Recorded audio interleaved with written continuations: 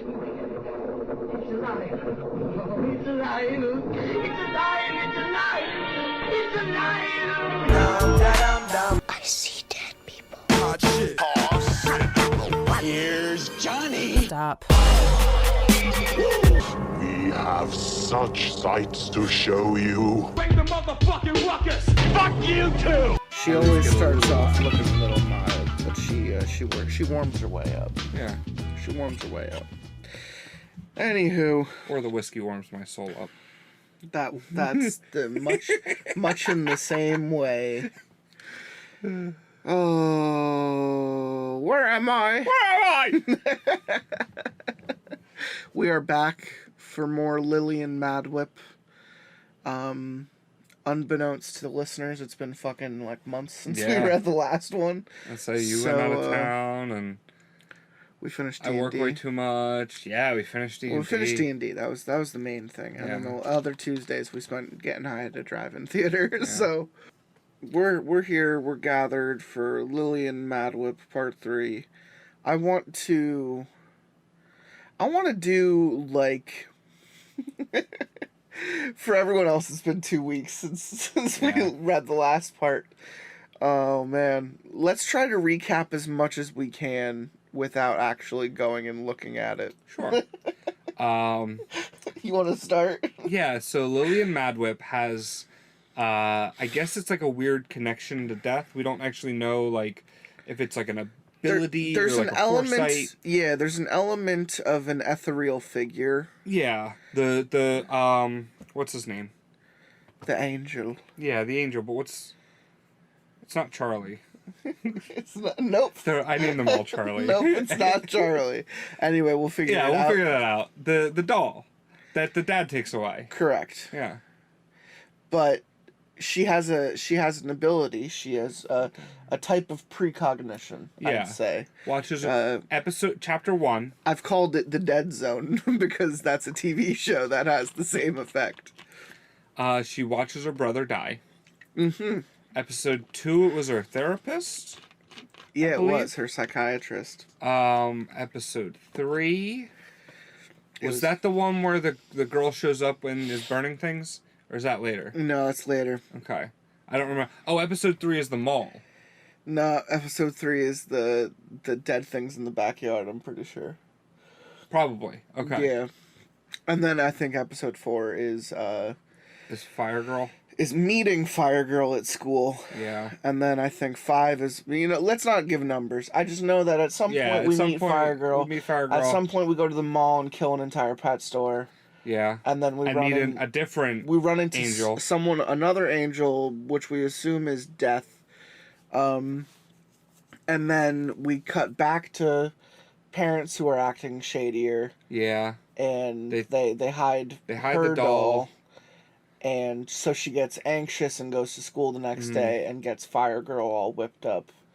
And like they almost killed the bully. Because they're being bullied. Yeah. It's the Carrie effect. Yeah. And it's the Firestarter effect. It's the Stephen King effect, is what I mean to say. Mm-hmm. But then that one ends with them going to an auditorium meeting, and up there on the stage, which we saw when I opened the file, is the name of, or at least the effect of this person, the fog. The death figure, yeah. Because there was like a black mist coming off of them in the mall, apparently. Yeah. And when Lillian gets close to this person, bad stuff is going to happen, is what the other angel said. So the other angel told her to fucking get the shit out of there. And, well, I think it was when the angels get close to each other. So, the Firestarter's angel, the melted Barbie, is there. And when the melted Barbie gets close to the angel of death, that's when bad things happen. No, I think it's the powers. I think it's the people. The angels are just observers. They don't have any act. Yeah.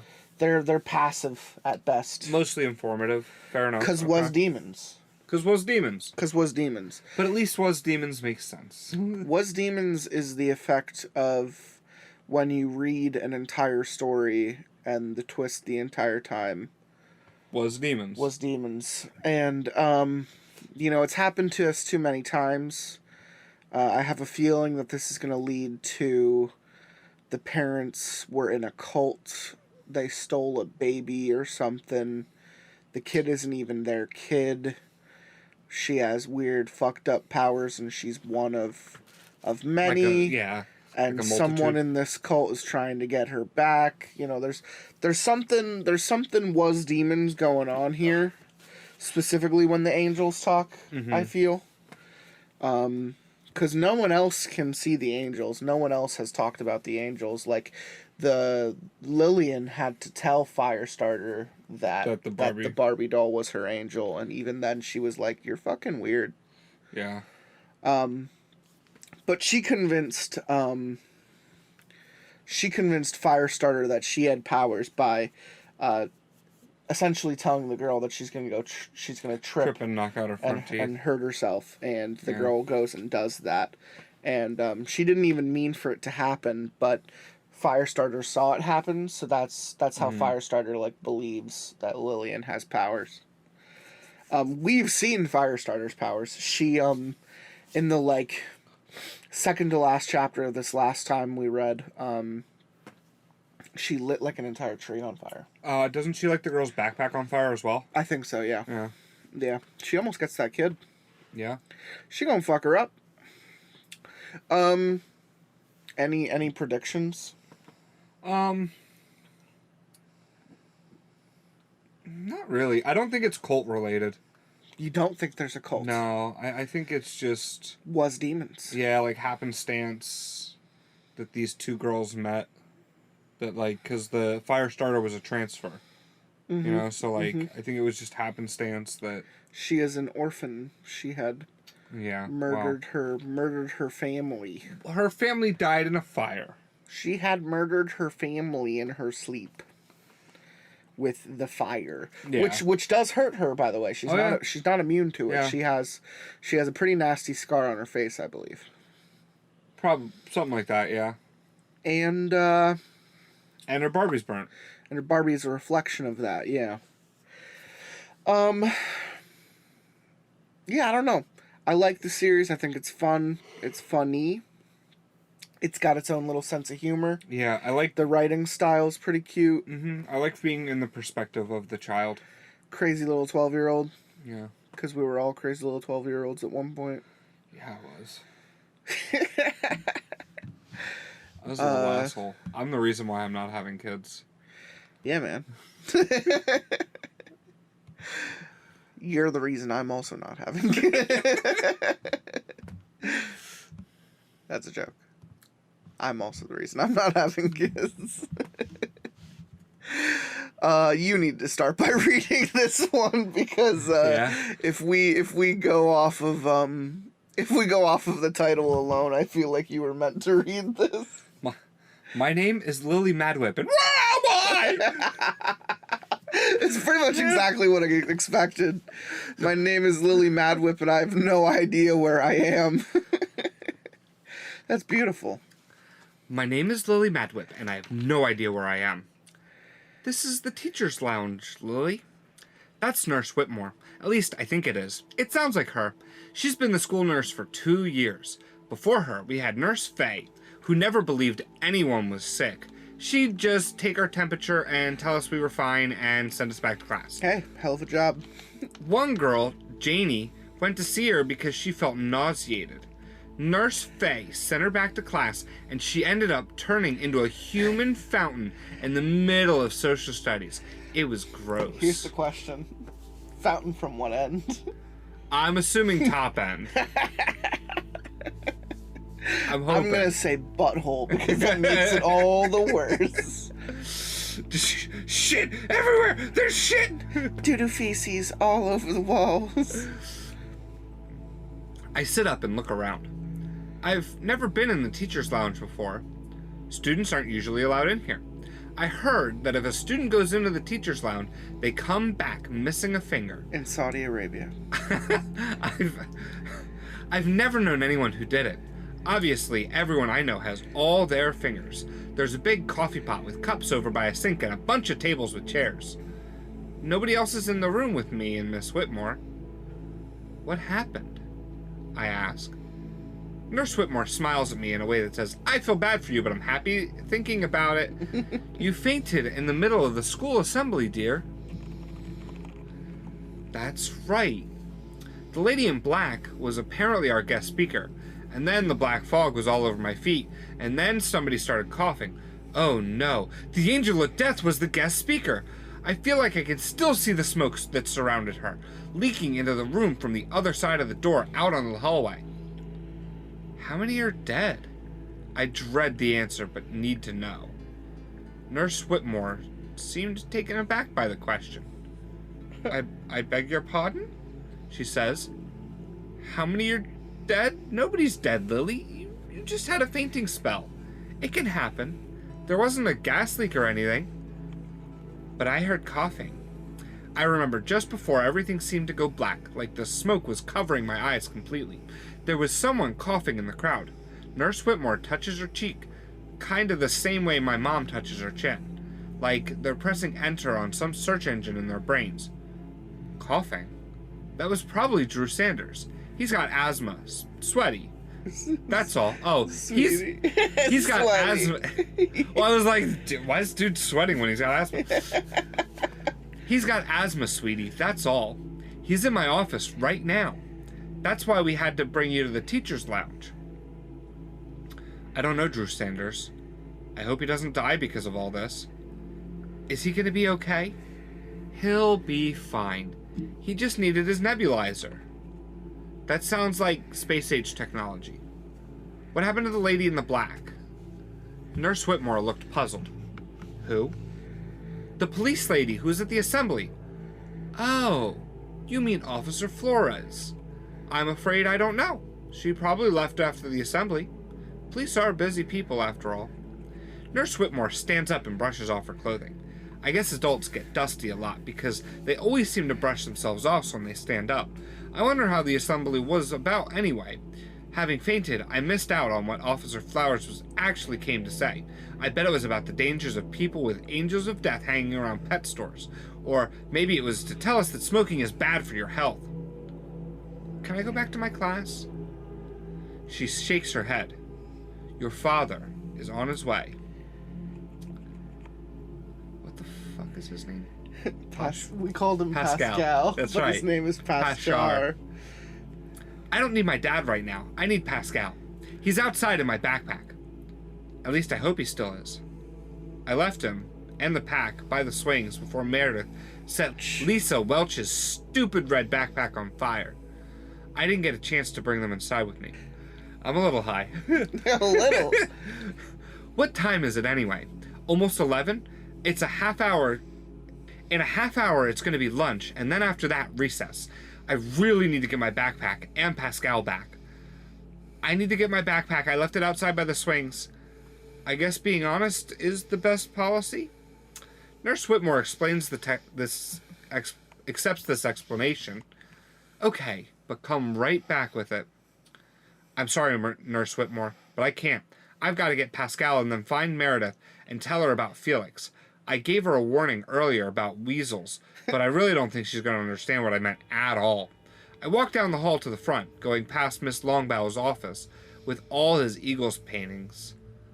He's sitting at his desk, talking to someone else. Andy didn't notice me.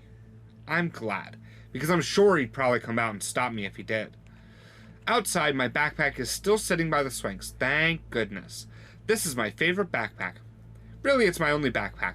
But of all the backpacks I've had over the years, this one is my favorite. It's been knocked over, probably by Jamal or Greg, as they left for their own school, but Pascal is still inside. He tells me he's glad I'm okay.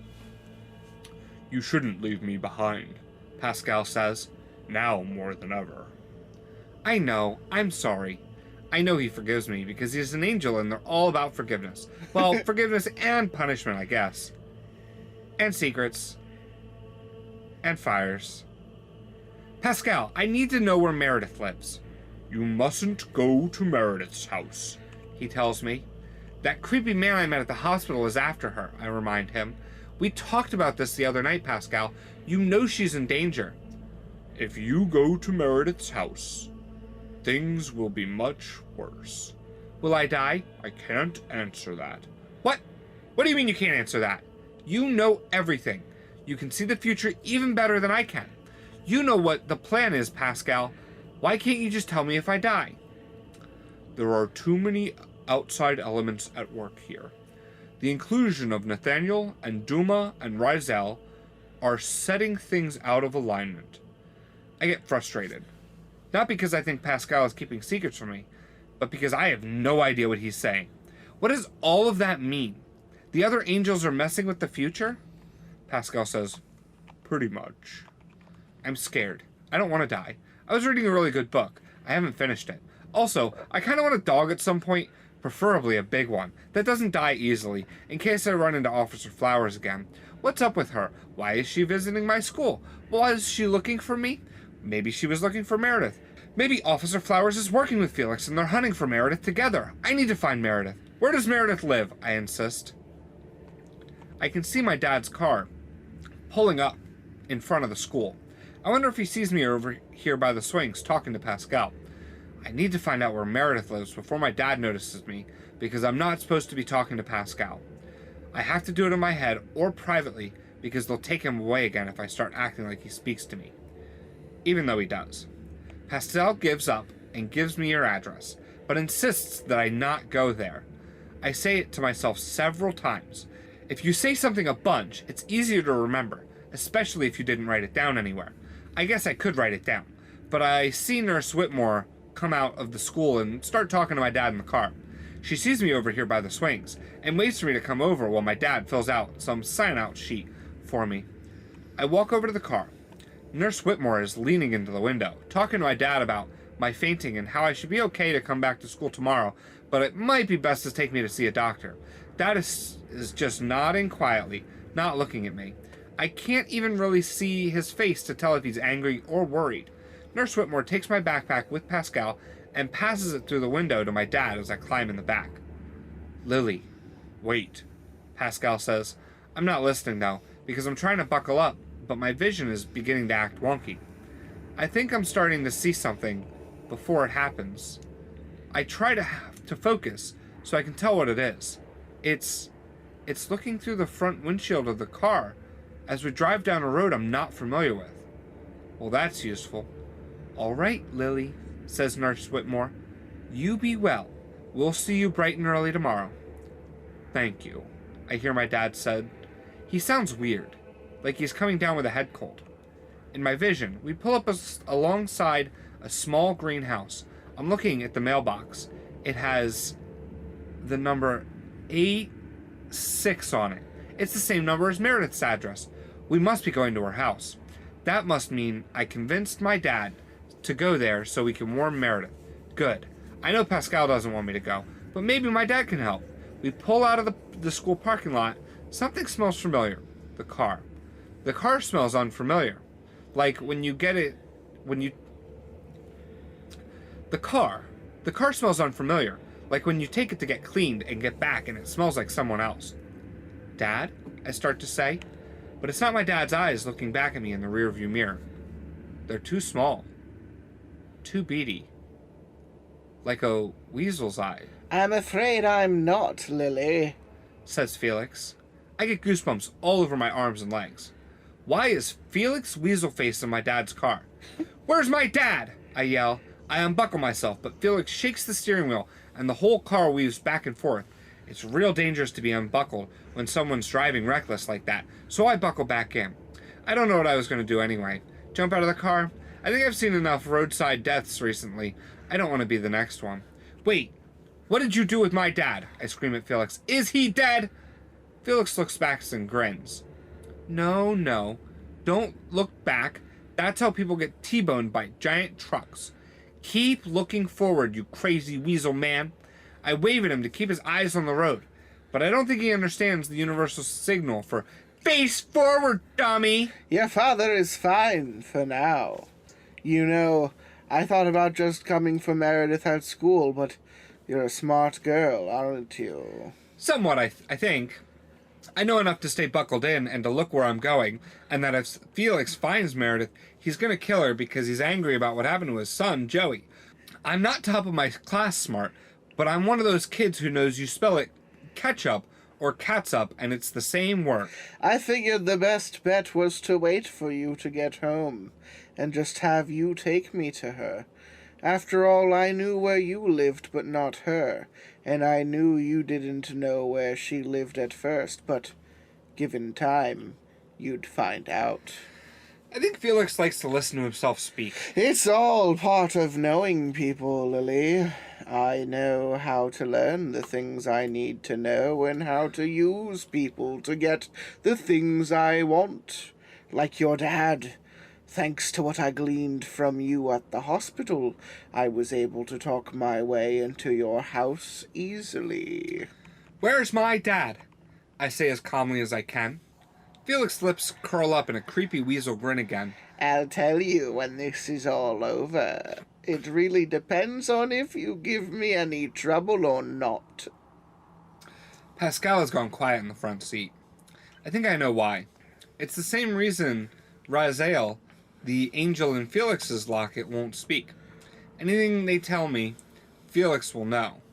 Just like he must already know Meredith's address, thanks to Pascal telling it to me. They will not speak to me with Felix near, because I'm like a radio antenna that Felix can pick up their signals from. A real fleshy antenna with hair. Yeah, that's what that said. A real fleshy antenna with hair and a face that's pissed off and glaring back at him from the back seat. Mr. Felix, Meredith didn't kill Joey. Felix's mouth twitches and he looks back at me with a bit of anger in the rearview mirror. It's almost impressive how much beadier his eyes get when he's angry. Like, super beady. How can he even see anything with eyes that small? She set fire to the stage we were on, Lily. She couldn't have done that without being angry, and only because she was near you. Yes, I know. He looks back to the road. But just because she didn't mean to do it, doesn't mean she's not dangerous. Didn't she nearly kill another girl just this morning? No. I don't know if it's fair to call Lisa Welch a girl. I want to call her other things. Swear jar things. I want to go back to the bank and get one of those big rolls of quarters and pop it open and pour it into the swear jar and then talk about Lisa Welch until all the vegetables in town turn brown from the rotten words I use. You're a terrible liar, Lily. We turn onto Rosemont Drive. That's the street Pascal told me is where Meredith lives. We're going to be there in a matter of minutes. I can't convince Felix not to hurt her, and I don't think I can stop him once we get there. I've got to do something dramatic. Dad, I'm really, really sorry. Mr. Felix, I say, looking him dead in his beady weasel eyes. He looks back at me. Yes? You're going to crash. I can see the glimmer of understanding cross his face, but it's too late. I dig my hands into the grips of my car seat and tuck my head down between my knees. At the same time, the steering wheel spins out of Felix's hand, as if guided by invisible hands. Angels' hands, maybe. I don't know. Do angels even have hands? Maybe they have hundreds of hands. Maybe angels are like centipedes. Ew. The car veers off the side of the road, and we're going somewhere around 45 miles an hour. If my dad were driving, we'd probably be going even faster. He doesn't care about speed limits. I'm surprised he hasn't already killed everyone in the family. I wonder if he's alive. I hope so. Up over the curb and through a large hedge we go, where we smash into a tree in the middle of someone's yard. I was in a car accident 3 months ago. It took my brother Roger's life. I know the terrible feeling of having the vehicle you're sitting in come to a sudden stop. All your body parts want to go one way, while your seat and belt and everything in between them stay put and stop with the rest of the car. It's like the world's worst roller coaster.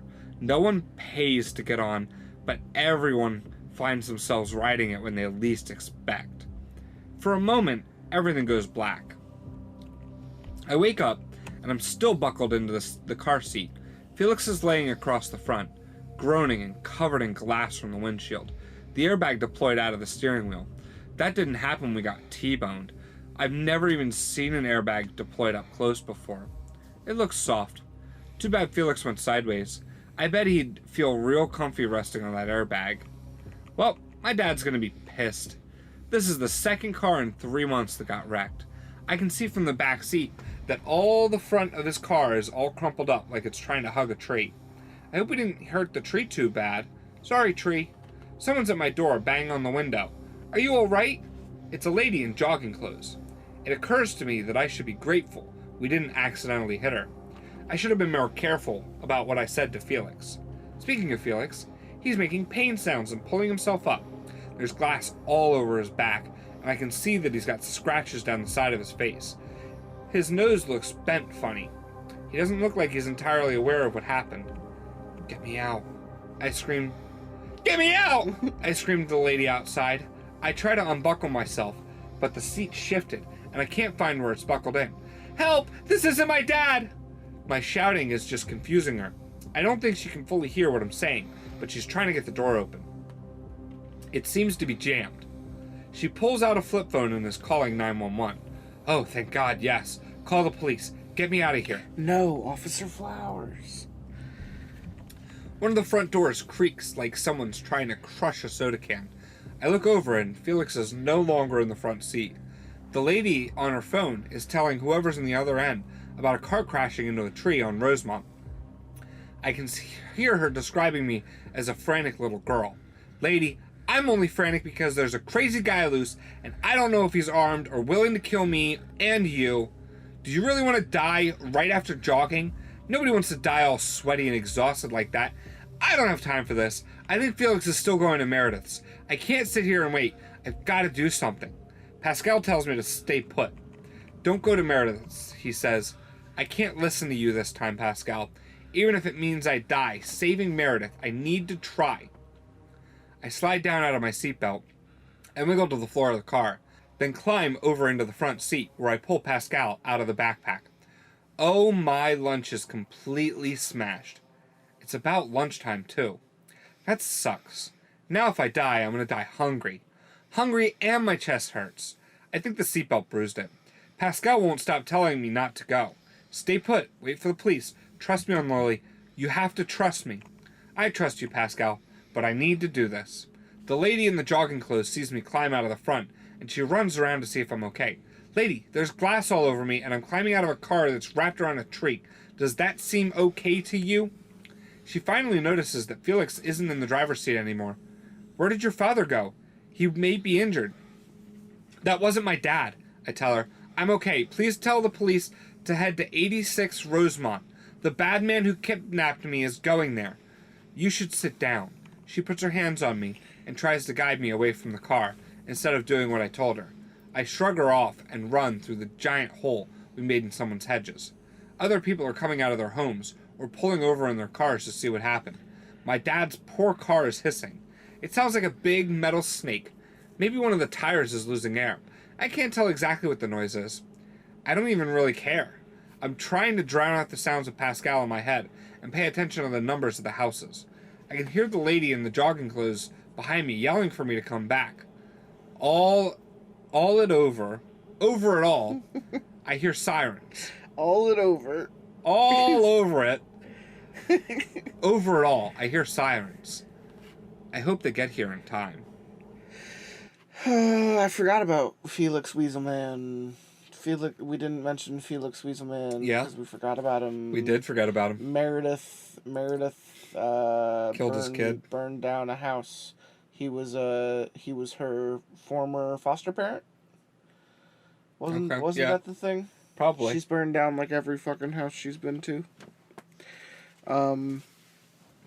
Yeah, I forgot he was our stand-in bad guy, but I guess he's back to do some diabolical shit. Yeah, we're also not sure who's like a bad guy and who's like a good guy. Like, yeah. Clearly he has negative motives. You know, well, he's trying to like, kill kids, but like maybe he's like doing Yeah. the like Stranger Things trying to kill kids. Like, yeah. Like they have superpowers, so they should be fucking murdered. You know, maybe he understands the severity, the fire starter aspect of little kids having these powers is going to lead to bad things. More people will die if we don't put these kids in the ground, type of thing. Yeah.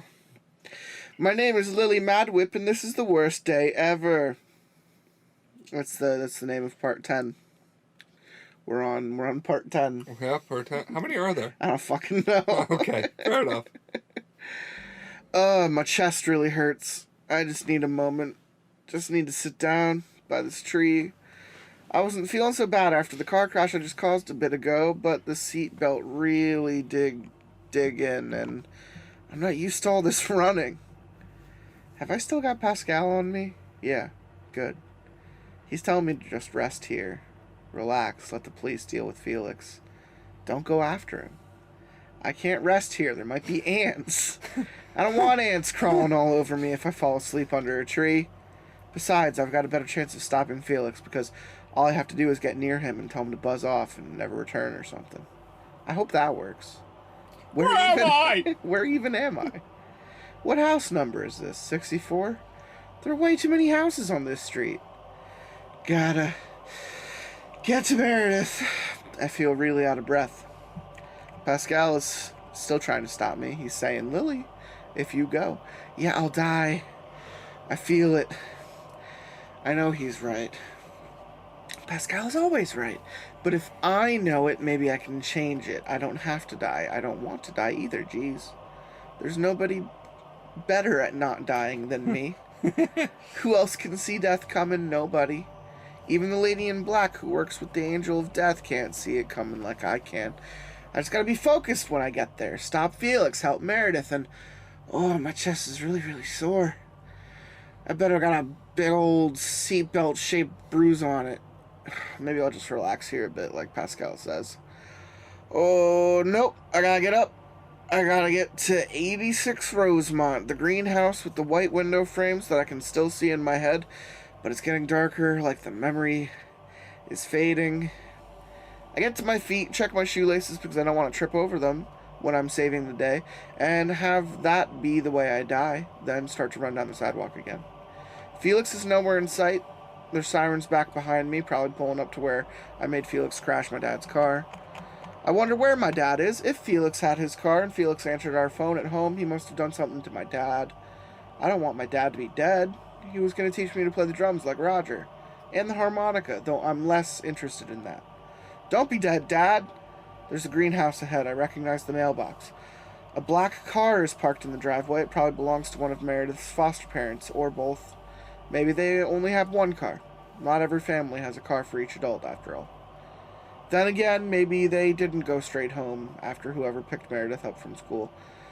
If I got suspended for turning another student's backpack into a fireball, I'm sure my dad would take me straight home. But maybe Meredith's foster family would take her to see a doctor, or return her to the orphanage or something, because they think she's defective. Poor Meredith. She's not defective, she's just special. And maybe she's just in the house like I originally assumed, getting grounded for nearly burning Lisa Welch to a cinder. I limp up to the driveway because my legs are starting to feel sore and I'm having some serious chest pain. Something stabby feeling is going on my side. It makes me just want to sit down and cry, but I don't have time for that. That's my motto right now. Don't have time for crying. No time to cry. I ring the doorbell. It's really fancy sounding, like they've got an orchestra playing bells inside. I don't know what I'm going to do if nobody answers. Maybe bang on the door a bunch? Check the windows to see if I can see inside? What if Felix is already in there murdering Meredith and her foster parents? What if they're having some sort of epic battle like you see in the movies and she's got flaming fists and he's doing whatever it is he does? He's throwing secrets, you know? Come to think of it, Felix' gift or curse or whatever isn't really all that great in a fight. An elderly lady with white hair answers the door and she's wearing a blue dress with flowery spirals on it like my Nana used to wear. Remember to be respectful, I think to myself. Hello! you could be the grandma. Hey! She says with a smile. And it doesn't look phony, I can tell from phony adult smiles. They curl their mouth up, but they can't change how they're really feeling in their eyes. Phony smiles are like when someone points a camera at you and tells you to smile and say cheese, but you're trying to hold in a fart. You must be Lily. How did you know? I forget what I was going to say. Why does everybody know who I am? Mary's told us about you. She says. She's described you to a T. It's very sweet of you to come check on her.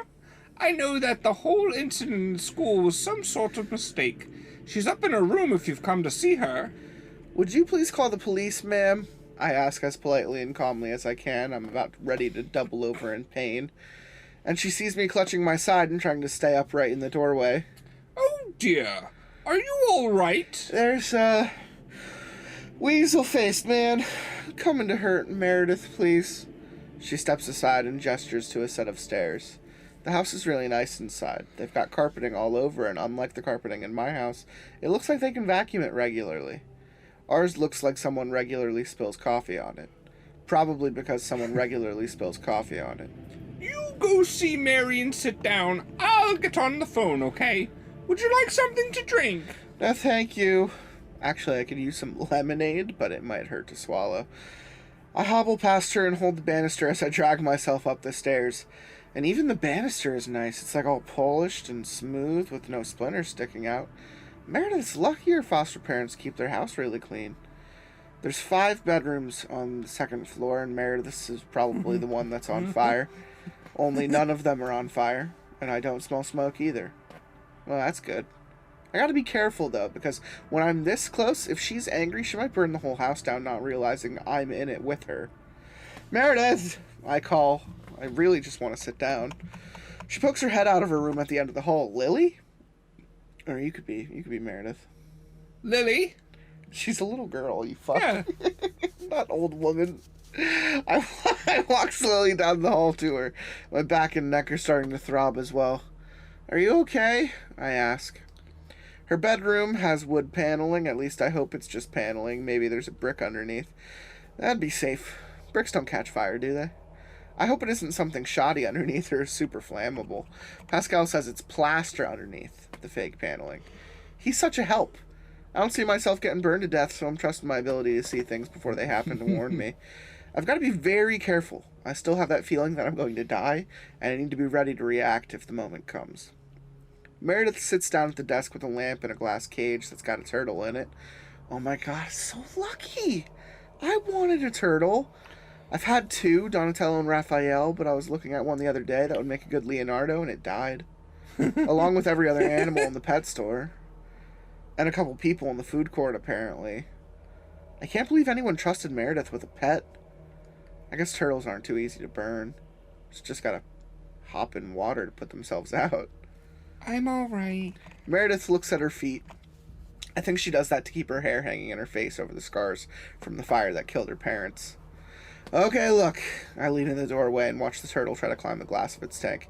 That's a nice turtle. Also, there's a man. Weasel. I was in a car accident. I need to sit down. I might be dying. Meredith's bed looks really comfy. She's got 3 big pillows to lay her head on. I could probably fall asleep on them, but my brain is racing and it hurts to laying down. Worse than standing up, actually. Let's not lie down. No, sitting isn't any good either. It's so soft that I feel like I'm putting pressure on my chest all hunched over. I'm gonna kneel here beside the bed. Okay, that works good. Meredith watches me flop on the bed, then roll around on it a bit, sit up, then slide off and crouch on the floor beside it. You told me about the car accident and the weasel. To speak louder than that. You told me about the car accident and the weasel. There aren't any weasels around here, though. No, it's a man with a weasel face. His name is Felix, and this was a different car accident. I just made him crash down the street. He's coming for you, and I think I'm dying. What? Why? Is it getting hot in here? The room feels like it's starting to heat up. I can almost smell it. Maybe it's just me. I'm in a lot of pain. I think I'm sweating. I really hope the police get here soon. Maybe an ambulance, too.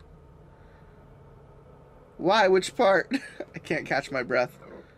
Why is he coming for me? Because you killed... Oh, shit. Because you killed my boy! We both turn and look, and Felix is standing in the door to the hallway. His face looks kind of swollen on one side, and there's blood running down his forehead and neck. He looks almost like a zombie. I don't like zombie movies because they always show the people getting torn apart and then their insides get eaten. I saw one once on Halloween Movie Marathon. My dad thought it would be okay because it was in black and white. And those usually aren't too scary, but this one was super scary. Felix is only one half as scary as that movie. Where's Mrs. Lake? Meredith asks, standing up and moving toward me. I'm having trouble breathing, but I manage to pull myself up somewhat to face him. Pascal is saying something. It's hard to hear him, though. Lily, you need to do something. Your foster mother? She's fine. She's taking a nap. I'm not here for her. He steps into the room, dragging on his feet. There's blood coming off of him from somewhere, and he's leaving a trail on the floor. I hope it's his blood, not Mrs. Lake, who I assume is the nice lady who answered the door. It looks like there's something on Felix's other hand. Oh God, it's probably a knife or something. Mr. Felix, I say, straightening up, you're gonna drop what you've got and walk on out of here. He smirks at me. No, I'm not. Yes,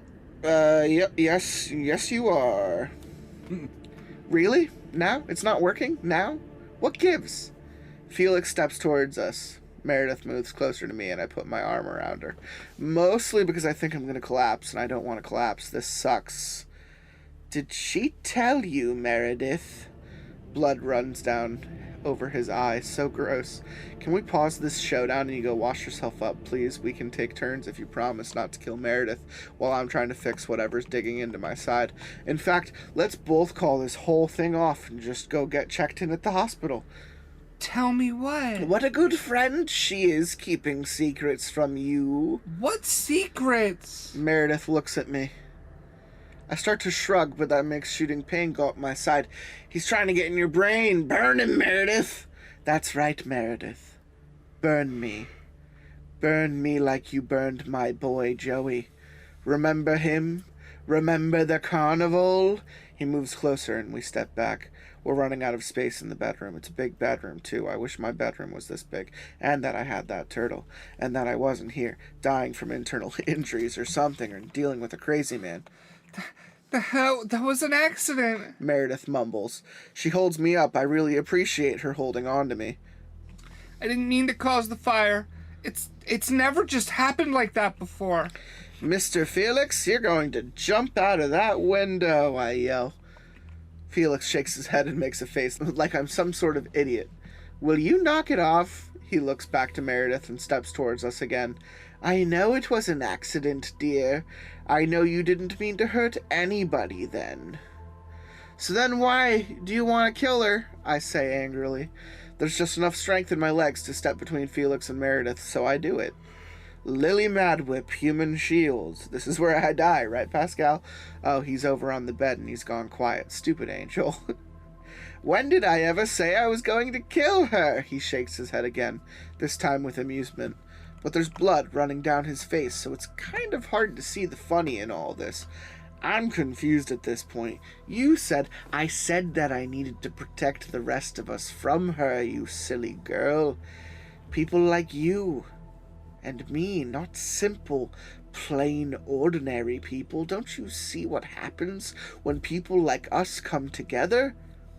He turns to Meredith. She looks as confused as I feel. She didn't tell you that either, did she? She's full of secrets, your friend, Lily. You both are, in fact. Meredith looks at me with her good eye. Tell me what? Felix is smiling. When someone like you and someone like me are together, our gifts become amplified. Your gift of fire, her gift of seeing the future, my gift of knowing people's secrets. Right now you can make fire without touching anything. She can cause things to happen just by saying it. And me, well, I make people finally see the truth. Except I can't seem to make things happen because I just tried twice to make Felix do something, and he laughed in my face. Maybe I've lost my ability because of this pain I'm feeling. What do you mean? Meredith asks. He turns to me. What scares you, Lily? What? Well, that's a weird thing to ask. And yet, I feel an overwhelming need to tell them both, and I cannot control my mouth or brain. Sharks! I yell.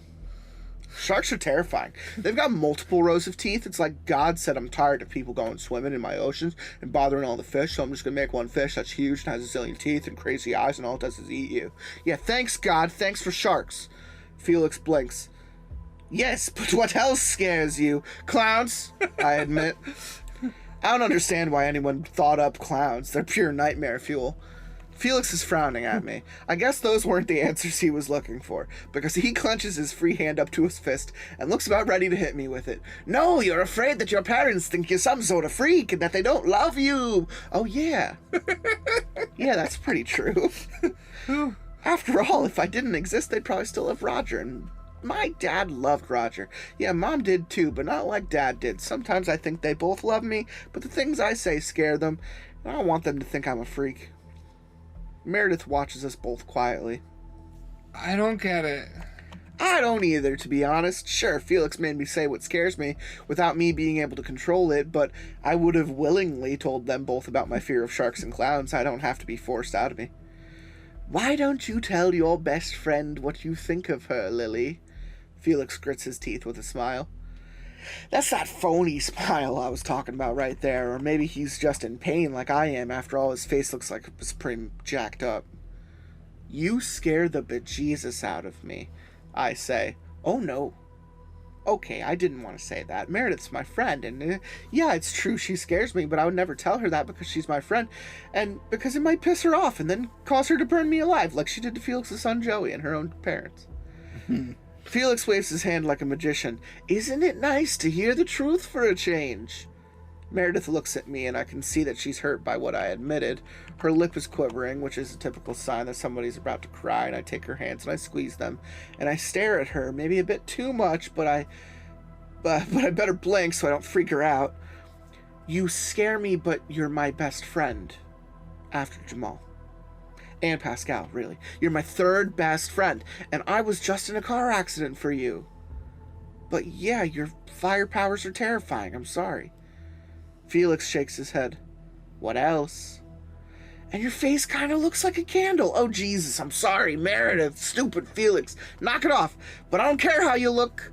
And I know you only look that way because of an accident.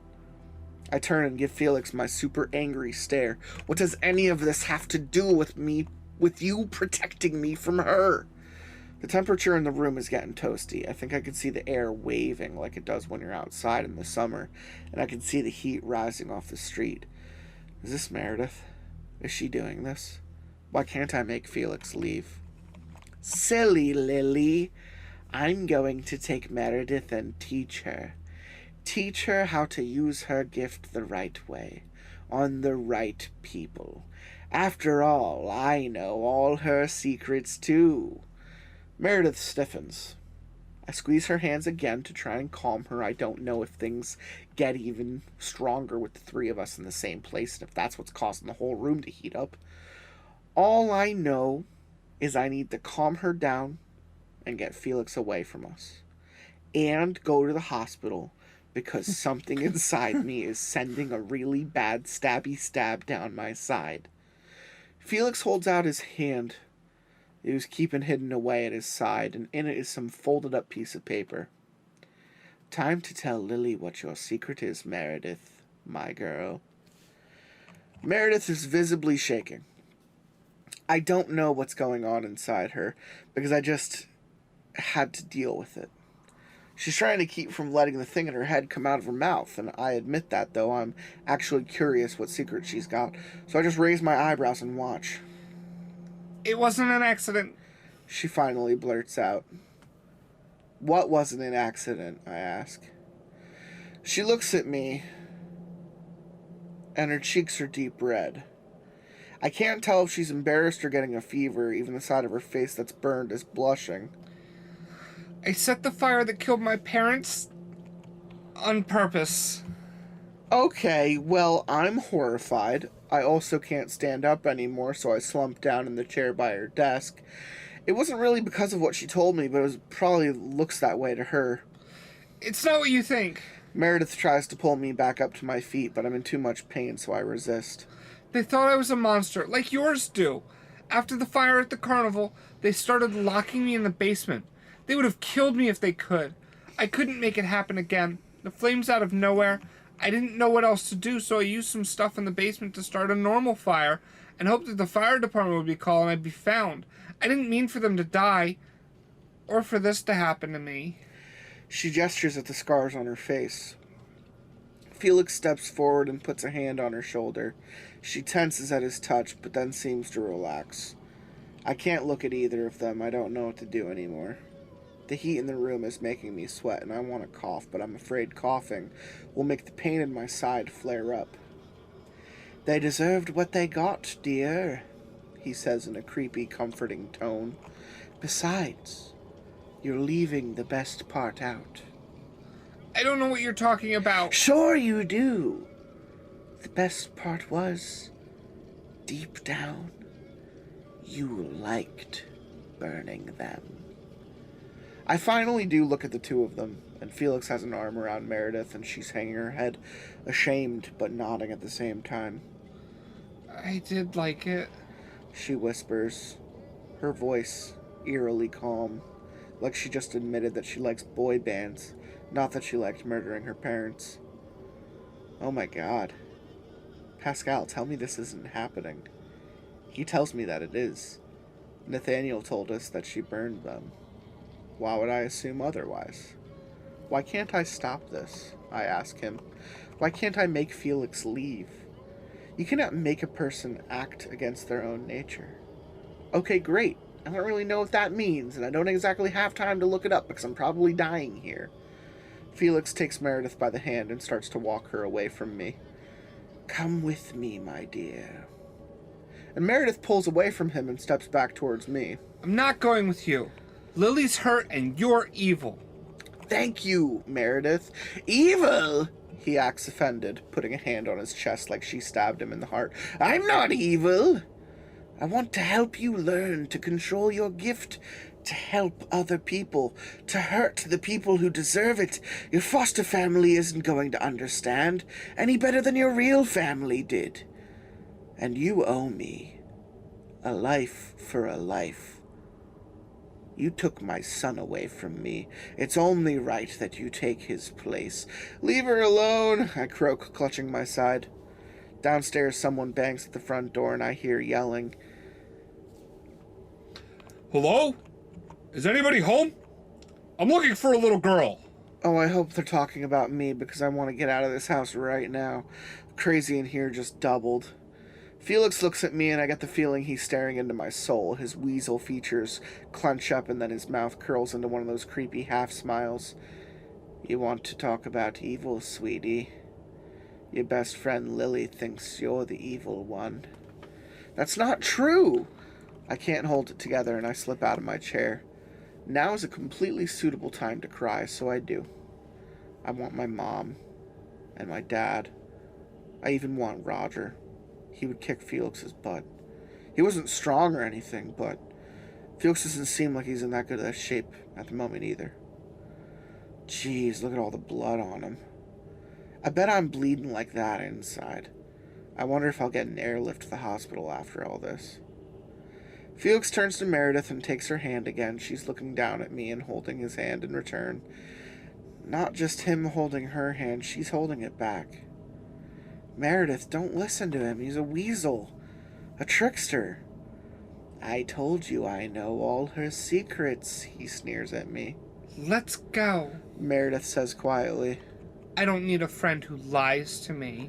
From downstairs comes the sound of the front door crashing open. They probably didn't need to kick it in. I don't think it was locked. Just try the knob. I always try the knob. Pascal says it was locked. Well, okay, what do I know? I'm just curled up here in a ball waiting to die. Is it now? No, I'm still alive. I've never felt this much pain before, though. Even when we got T-boned back 3 months ago and Roger died, I got something called whiplash. That has nothing to do with actual whips, and it wasn't this bad.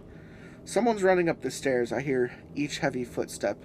Thump, thump, thump, thump. It sounds exactly like they're moving away from us rather than towards us. Or maybe this is just me passing out. Is my body shutting down? I hear when you die your whole life flashes before your eyes. I wonder if that happened to Roger or Miss Christie, the therapist. I wonder if my hamster saw its life flash before its eyes. That would have been short. I take one last look up at Felix and Meredith, and they're holding hands and moving towards the window.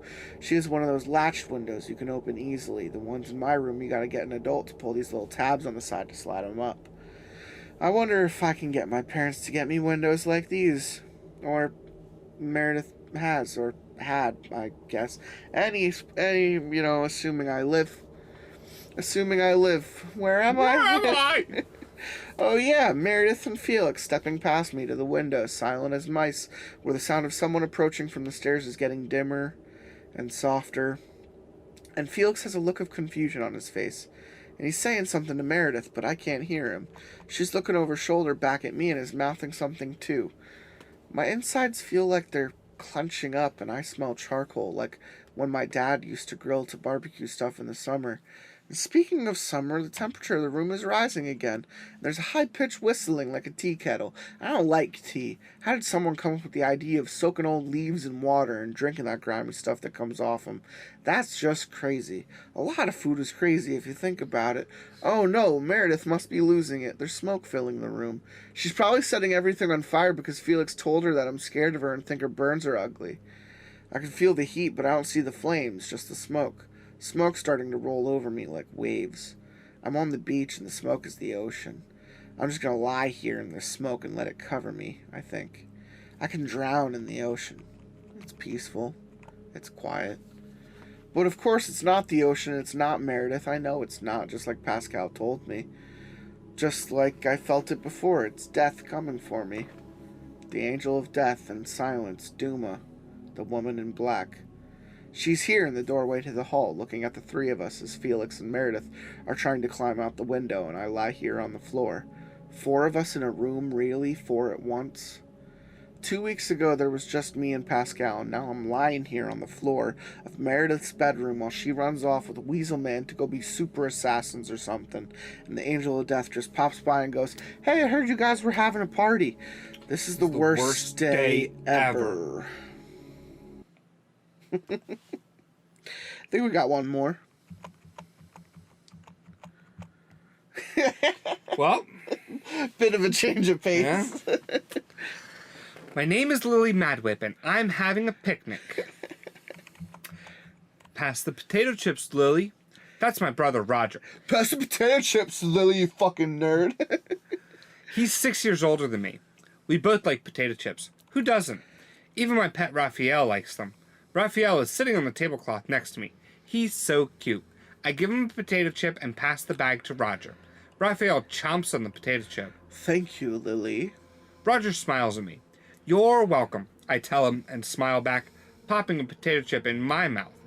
It tastes like sawdust. Gross. My mom and dad smile at both of us because they're so happy we're their kids. Roger plays in a band with his friends Skeeter and Dustin. Roger plays the drums. He's very good at it. My dad taught him. Someday, I hope he'll teach me too. We're having a wonderful picnic here by the lake. I can hear birds chirping in the trees. They sound so peaceful. Out on the lake, my cousin, Susie, is swimming around. She loves to swim. She leaves a trail of red behind her in the water. Maybe after we eat, Roger and I can play in the lake with Susie. Susie got ran over by a boat, if you remember. Yeah, I was... She's like doing a dead thing right now. Yeah. I love you guys, I tell my family, and Raphael. I pet my turtle. He turns up and looks at me and lets water pour out of his mouth. He's so silly. And we love you too, Lily. My mom pets my head. I like it when she pets my head. Back in 3rd grade, this lady used to come to our classroom and we were always told to get our pencils when she came by. We'd set our pencils out on our desk, and the lady would come to each of us and use our pencil to comb through our hair. I always loved it when the lady would comb through my hair with my pencil. I told my mom about the nice lady who would visit our classroom and gently comb our hair, and she told me it was the school nurse and she was checking for lice. Roger nudges me. He's got on my favorite shirt with no sleeves, and his hair is all brushed and all nice and tidy. He grins at me. Look what I found. He hands me my foil Charizard. Hey, that's mine! Susie calls down from the lake. She waves at us, but she's got no hand. We all laugh and wave back. Oh, silly Susie. Dad stands up and brushes himself off. He's wearing a nice black suit and tie. Must be pretty hot for this sunny summer day. Roger, He says. let's play some music for the ladies. Sounds good. Roger says. He hops to his feet. His belly sloshes because everything inside is mashed potatoes. His belly sloshes because everything inside is mashed potatoes. Okay. There's a drum set out on the grass under a big willow tree, and Roger sits down and pulls out his drumsticks. He pours out the snare drum and gives it a tap. My dad pulls out a harmonica and polishes it on his sleeve. Wait, who is this? I think that's Mom. Oh, it's Pascal. Is that Pascal? Yeah, wait, just read. Pardon me. May I join you? Mom and I turn to see a dapper-looking man in a white shirt with a painted tie on. He's got on black pants and a black vest. He looks very happy, and he bows to us both. My jaw drops. Pascal, is that you? He winks at me. It's time to wake up, Lily. No, no, no, no! Roger and Dad start playing a song, but it doesn't sound like music.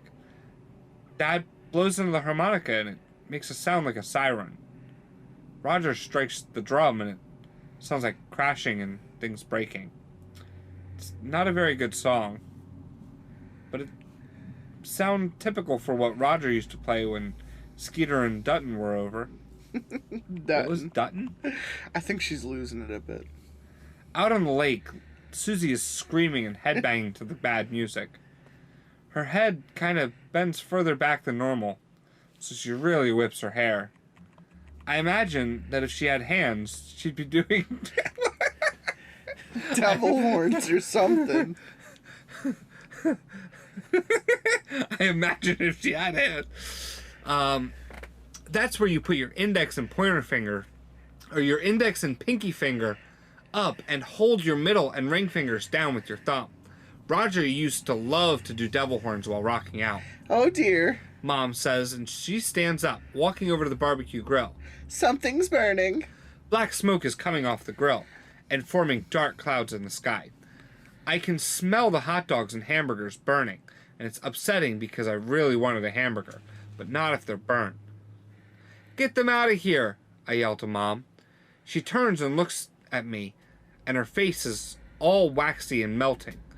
I can still see her mouth and teeth, but her eyes and her nose are sliding right off her face. It's too late, Lily, she says. Everything's burned.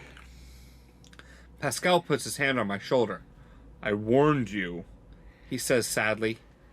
But I'm not dead, I tell him. The sky is getting dark with the smoke from the grill.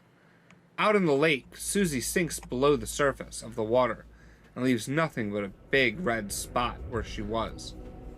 Dad and Roger stop playing the bad song. Dad watches as Mom melts by the barbecue grill, and then looks at me and shakes his head as he starts to melt too. This is all your fault. I open my eyes. I'm lying on the floor of Meredith's bedroom. Everything's smoky, but I can see some off-white stickers on the ceiling that look like stars and planets and comets. I bet they're glow in the dark. I wish the lights were out so I could see them glow. It's really hot in here. I kind of want to get glow-in-the-dark stars for my room. Oh, totally. It's really hot in here. I glance around and realize the room is on fire. That's not good. How long was I out for? The picnic didn't seem... well, okay. The picnic seemed to last about an hour. The wallpaper has flames coming out of it, and even the bedding is burning. Nobody's going to be sleeping on that now. There's a crash from somewhere close by, and then the sound of someone struggling. Meredith? I say, oh my god, I can speak! Lily. I hear her, but she sounds tired. It has definitely been a long day for both of us. I can't even remember what I had for breakfast. Wait, no, I had Frosted Flakes. That's right. Lily, I burned her. I burned her right up. I didn't mean to do it. She must be referring to Officer Flowers, the lady in black, the policewoman who carried a totem of Doma, the angel of death and silence. She had been popping up all over the place lately. First the mall, then the school. Now she showed up at Meredith's house in the middle of Meredith and Felix making their grand escape. Wait, where's Felix? Where's Felix, I ask. It hurts to talk and I start coughing. So smoky in here. We need to get help before we burn up. I don't feel anything. Of course she doesn't. Meredith's fires don't hurt her. Oh, yeah, they do. Well, I think... okay. Someone just needs to teach her how to put them out. Yeah, maybe. There's going to be assembly on fire safety, if I recall. Heck, they could have Meredith help teach it. I sit up. Meredith is curled up in a corner, hiding her face. She's sobbing and holding herself and rocking back and forth. Between us, there's a person, curled up as well, only they're kind of on fire and not moving. Oh, Jesus. I can't tell who they are because of all the black. And like I said, on fire. It must be poor Officer Flowers. She smells like burnt hamburgers. We gotta get out of here, Meredith. I choke on the smoke. I'm in a lot of pain, and your house is on fire. Are those glow-in-the-dark stickers on your ceiling? Just leave me. Somebody moves in the hallway. I turn to look. It's Roger. He's wearing a sleeveless shirt, and his hair is combed, like at his funeral. Just leave her, ass face. He says. He's walking down the hall. Oh, great. I'm hallucinating. I grab Pascal and Nathaniel off the bed, scooting past the bad-smelling, burned-up body.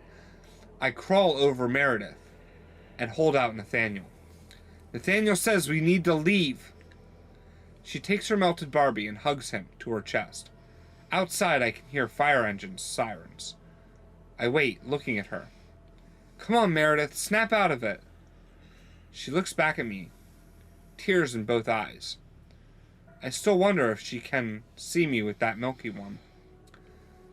Now that Felix is gone, I can think more clearly, I whisper. He gets in your head. He makes you think things and say things. He makes you tell your secrets. Meredith mutters. Something big falls over downstairs with a crash. It sounds like Roger banging on his drums. But those are back at the picnic. No, wait. That was a dream. His drums are in our garage. I grab Meredith by the shoulders. Meredith, I'm not afraid of sharks. She tilts her head like a dog when you tell it to fetch and don't throw a stick. It's the universal sign for... Huh? What does that have anything to do with anything? Don't you remember? I told you I was afraid of sharks. So what? Felix made me say it. Don't you get it? He told me to tell you what I'm scared of. And I said I was scared of sharks. Even in my head, I was suddenly thinking about how scary sharks are. But sharks are out in the ocean. I'm not scared of them. Or clowns. Well, okay. I'm unnerved by clowns. But I wasn't scared of them until Felix made me confess. So you lied. Oh, God. The smell of the person on the floor, mixed with the pain in the side, is starting to make me sick. Can we discuss this outside, please? I don't want to die. Meredith nods silently. She looks at the dead person smoldering on the floor, then looks away and follows me as I head to the door, just as we approach the hall. A big man in a yellow fireman's jacket and yellow fireman's pants and yellow helmet walks in. He stares at us, then past us at the burnt body, then back at us. Girls, stay low. I'll get you out of here. Just give me a second. Are you real? I ask him. Yes, I'm real. He says. Okay, then. He goes down the hall and comes back with a sopping wet blanket, which he makes Meredith and I wrap around us. Less than a minute later, we're breathing fresh air out on the front lawn. Being given oxygen through some cool-looking rubber mask, while each wearing a less wet blanket. The firemen managed to put out the fire without too much more of the house getting damaged, but there's still the matter of the dead body inside. Meredith and I get to ride in an ambulance to the hospital so they can take care of whatever's going on that's hurting so much in my side after the car crash. I wish it was a helicopter, but there's no room for one to land. Meredith, I say to her while the ambulance bumps along, I don't think you're ugly, and you don't scare me. She looks at me doubtfully. You're one of my best friends. One of them? She asks. Like, third best. Out of how many? Look, the point is, you don't scare me, and I don't think you're ugly. She blinks away some more tears. I hate having to talk about her appearance, because I know how self-conscious she is of her burns. I've got to just stop beating around the bush and get to the point. I think the weasel burned your parents. The EMT is sitting in the back with us, raises his eyebrow. I shake my head at him because it's too much to explain. I think the weasel can get inside people's brains. He almost made me believe the things I was saying about you. But he made one mistake. He told me my biggest fear was that my parents don't love me. And I know they do. I know they do. My parents love me. My dad just gave me a harmonica. Is going to teach me how to play the drums. Lily? Meredith whispers. Yeah? She leans in close so the EMT can't hear her. It didn't make me happy when my parents died. I know I said I liked it, but I didn't. That wasn't me. I wish they were still alive. Even though they locked you in the basement? They never did. She covers her mouth to stifle a sob. I don't know why I said that. They didn't do that to me. They loved me. Maybe those are the weasel's secrets, I suggest. Maybe when he's around us, he can make other people believe their secrets are theirs. That would mean he did it, right? Do you think Felix killed my parents? Yeah, I do. But you know what else that means? What? The weasel is scared of clowns. At the hospital, I'm taken to get an x-ray while Meredith's foster dad meets her and gets her checked out. Apparently, her foster mom, Mrs. Lake, is all right and is suffering from a minor concussion from Felix banging her head against a wall. The jerk. I'm glad she's okay. Before we part, Meredith gives me a strong hug. I hug her back and whisper, "Watch out for weasels." After all, Felix is still out there. I hope he ran away to hide in a weasel den and leave Meredith and me alone for good. But someone like that, they're obsessed. I'm afraid he'll be back, and we'll have to deal with him again.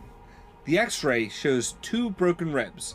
To me, it feels like my whole insides were run through a blender. They put some sticky bandages on me and tell me to just rest and don't do any acrobatics. Also, avoid any more car crashes. That last part seems sadly harder to avoid than the first part. I've been in 2 serious ones in just 3 months after all. On the other hand, you see, Pascal, you were telling me things were going to end badly. I mean, I guess they did for Officer Flowers. I feel bad for her. I wish I knew what she was about. Duma said she wasn't there for me. I wonder who she's there for, because I don't think she went there for herself. Of course, with all us people and our totems and our angels together in the same place, it seemed to be scrambling the wires, or something like that. Officer Flowers came in for one of us, and ended up being the one who died. I sensed my death, yet here I am, still kicking. Well, okay, I better not kick anything right now. I breathe a sigh of relief and wait for my parents to come pick me up. I'm sorry, Lily, Pascal says. It's okay. Even you, my best friend, can make a mistake from time to time.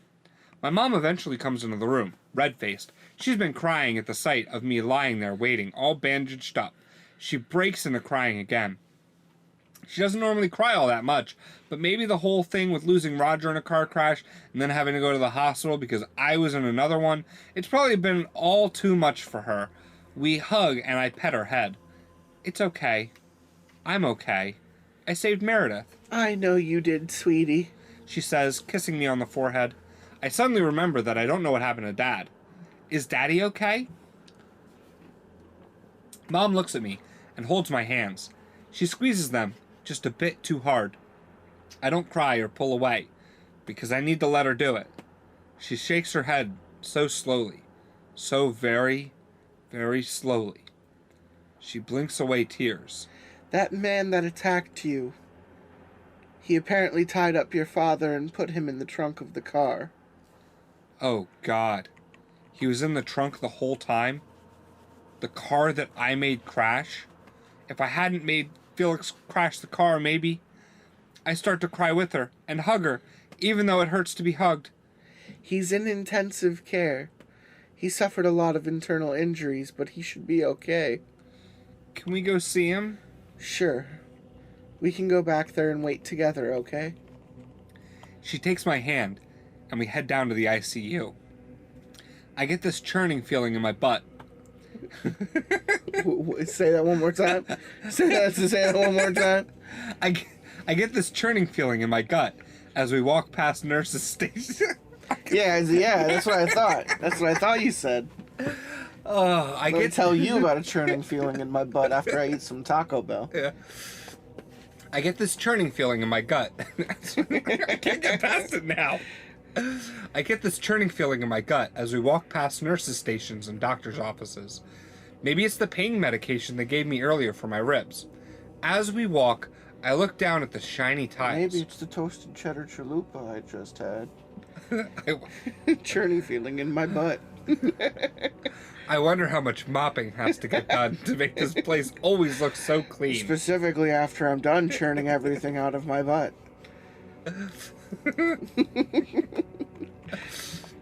Except there, where there's a spot of blood. And there. Actually, in fact, there's a lot of blood spatters. It's becoming hard not to step in them. I'm surprised that Mom is just walking through it all carefree in her expensive shoes. Normally, if she even gets a scuff mark on them, she goes ballistic. I guess there's more important things than shoes at the moment. I mean, I know there is, but Mom doesn't always think so. The blood on the ground starts to flow under our feet, like it's fresh. I look up, and the hallway seems to be slowly flooding with bloody water. It's going all over the toes of my shoes, but Mom doesn't see it. She looks down at me with her sad eyes and tries to fake a smile. I want to tell her. I want to warn her about the blood that's running over our feet, down the hall of us. I see my cousin Susie swim past. God, I'm hallucinating again. What is happening to me? I close my eyes, and when I open them again, the blood is gone. The floor is clean and clear again. Moments later, we stop in front of a dimly lit room, with a shaded window looking in. My dad is lying in a hospital bed, with dozens of machines hooked up to him, and I can just make out someone standing next to him, leaning over, probably checking out one of the many tubes or wires connected to him. My dad's face reminds me of Felix's. Not in the weasel sense, but when I last saw Felix, and his face was all bruised and there was blood running down from his hair, I'm seeing so much blood today. I hope Felix is off bleeding somewhere right now. Can we ask the doctor how he's doing? I ask Mom. What doctor? I feel suddenly cold as the figure straightens up and turns around to look at me through the window. At least, I assume she's looking at me. Her face, and most of her body, has been burned black by the fire. The fire. Fuego. So, okay. I mean, that's where we have to stop, because we got down to the last... We're down to the last 50, and I kind of want to save that for one solid final chunk. So, we're stopping at part 12. Yeah. Lots of shit happened. So maybe weird shit happened. Lots of weird shit happened. It's character development, though. You know, it's the things that haunt Lily is the amount of death she's seen in her life. You know, the things she worries about is causing more harm to the people that are in her life. Felix's powers are traitorous at best. Meredith is still a little bitch. Yeah. And I have learned nothing about Lady in Black, Woman of Death. Who may or may not be alive. Who may or may not have been completely lit on fire and also survived somehow, question mark? Yeah. Or maybe it's a figment of her imagination or something. Yeah, I was gonna say this all could be continued hallucinations. What if it's future Lily? What if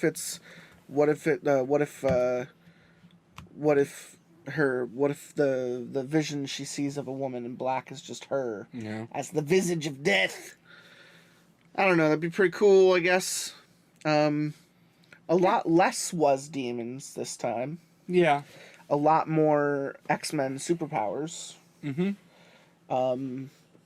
With just a smidgening of, hey, don't do that.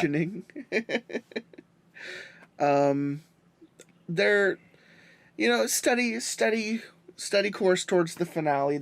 These next two parts are going to be the revelation. We're gonna have some action. We're gonna have some conclusion. I feel like we did this last time. Do you think Lily's gonna survive this story? No. I don't think so. You're leaning towards no now? Yeah. I feel like you were leaning towards yes before. I definitely was. I'm also leaning towards no. I have a feeling that you can only see death coming for so long, like a Final Destination thing, that at some point it's gonna bite you in the ass, or she's gonna sacrifice herself for something. Yeah, to like, hey, you know, it's you or like the was demons aspect of it says that she's gonna sacrifice herself for something at some point. Yeah. Maybe even for Meredith, maybe for her family. Who knows?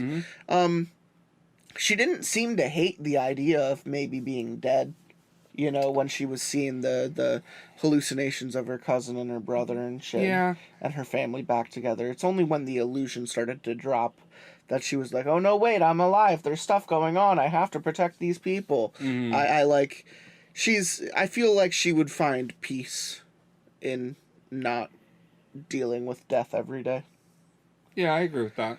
But she's also like a kid, so it's hard to see any type of resolve that would make me happy at this point. Because I feel like if she survives, but all this superpower shit comes to a head and just kind of fizzles out, then, you know, I'll always be wondering, like, hey, what happened to Lily? Like, when she moved on to her adulthood, when she moved on to being, you know, old enough to have her own kids, you know, like, what happened then? And you know, it's like, I just think the only way the story is going to end is if she dies somehow. Like a full closure. Yeah, it has to come full circle. She's been surrounded by death so much of her life, she's going to figure it out and she's going to do something about it. I don't know. Lots of variables, lots of players on the board. At first I thought, kind of a bum rap for Flores to just kind of show up there and get burned. I was hoping that the body on the ground would be a twist to be Felix. Yeah. That Meredith kind of broke out of the power and put him down. She also might not be, like, confirmed dead. Well, I mean, yeah, that's kind of what... I mean, the mom doesn't see who's standing over the... Yeah. The mom doesn't see who's standing over the husband's bed at the end, but... our idea of Flores might not actually match Visage of Death. Like, these two things might be separate. That's fair, too. I don't know. That there was an ambiguity that I think I can appreciate storytelling-wise because it might be setting up for a twist. But... Well, that's one of the big reasons why I didn't want to go into the next section, too, is because I feel like we are at that twisty We are at spot. the twisty point where, yeah, well, I mean, we're coming to a settle. We're settling in for a landing. Yeah, I'm definitely trying to get this next episode scheduled because I want to know what happens. Because we want to know. It's a fun story. It's not bad. It's been keeping us engaged. We really enjoy reading it. You know, the stream of consciousness kind of ADHD style that encapsulates Lillian's mind. Yeah, just a 12-year-old, you know? Yeah, I love all the questions she asks, because reading this, it's funny, but listening to it, it's probably something else. It probably sounds like we're nuts. I was going to say, you're listening to an ADHD brain through an ADHD brain, so it's almost like twice filtered vodka, where it's like, this is like different Super than, vodka. yeah, it's super vodka. Let's refer to this story as Was Demons Super Vodka from this point forward. I'm in. The hindsight is, like, I've been naming these episodes like Lillian's Dead Zone or something like that, because I needed a title for the series, but like hindsight is Was Demons Super Vodka. Like, that's like the code name for that could be the finale. Production. Yeah. It's the code name for this series. We'll be back soon. We'll finish this off. This was a quicker one compared to the other ones, but we'll be hopping back into it soon. So yeah, the last one will be probably ready be the 2 weeks longest. from now. Yeah, 2 weeks from now we're gonna have a solid chunk. But I hope everyone's looking forward to the finale, because we certainly are. Any final words? Where am I? Any little notions you want to leave with the audience? Take care, brush your hair. But what if I burned all my hair off when I murdered my parents?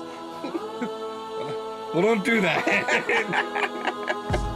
I wait till the day's end when the moon is high and little rise with the tide with the lust for life out. I'm as an army and we're running so hard and then we'll look across the land until we stand at the shore. I'll wait till day's end when the moon is high and then I rise with the tide with the lust for life out. I'm as an army and we're running so hard and then we'll look across the land until we stand at the shore.